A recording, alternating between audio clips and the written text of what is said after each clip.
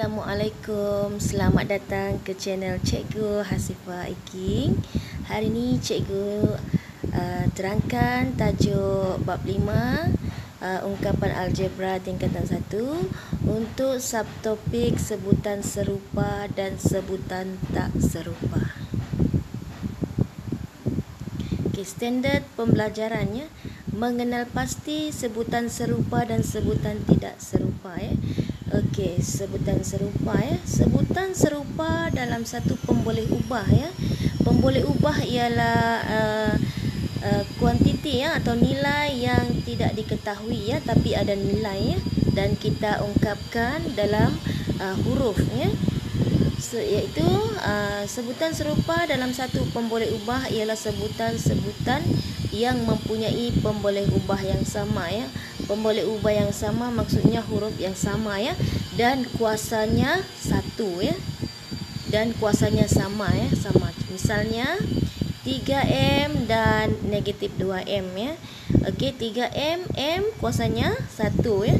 Negatif 2M juga kuasanya 1. Maka ini dikatakan sebutan yang serupa ya. Okey, kalau sebutan yang tak serupa ialah sebutan-sebutan yang mempunyai pemboleh ubah yang berlainan dan mempunyai kuasa yang berlainan ya. Cikgu lupa letak di situ ya, kuasa yang berlainan ya. Contohnya 3PQ dan 4PQ kuasa 2Q. Okey. Q di situ tidak sama kuasanya ya, maka itu adalah sebutan tak serupa. Okey, perhatikan pasangan di atas ni ya. Okey, pasangan yang di atas sekali yang Raja A itu adalah sebutan yang serupa. Mari kita tengok pasangan yang pertama. Negatif 2M dan 3/7M. Okey, itu sama pemboleh ubah M.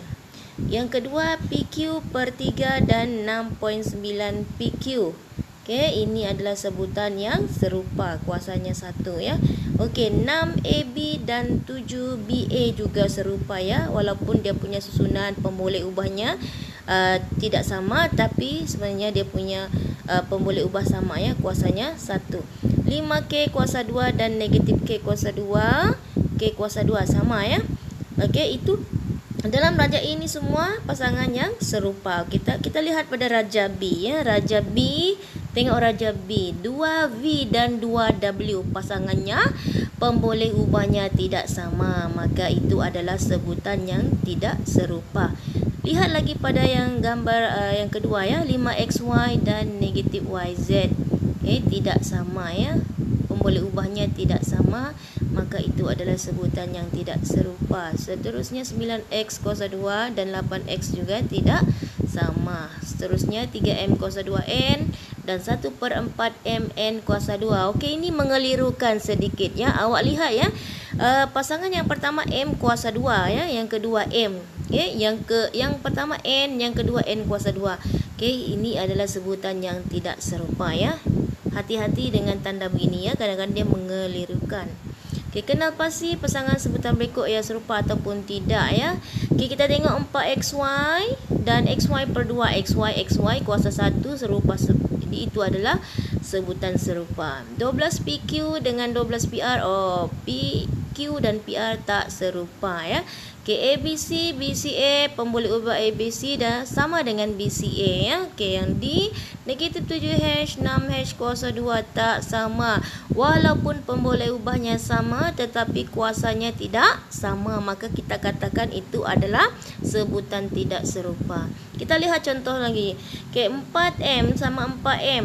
N dan M pasangannya tak sama ya, sebutannya tak serupa ya, pemboleh ubah tak sama. X ya, 7X dengan negatif X per Z sebutan serupa ya. Okey, bulatkan 3 sebutan serupa bagi sebutan algebra 2K ya, yang sama dengan yang boleh ubah yang sama. So kita tengok di sini, kita bulatkan 3, 0.3K, negatif 3K dan 1/3K. Yang lain-lain tu tak serupa. Okey, tandakan right pasangan sebutan serupa di bawah ya. Okey, 1 PQ ya, cikgu dah warnakan di situ warna yang sama. Okey, warna hijau itu maknanya serupa ya. Okey.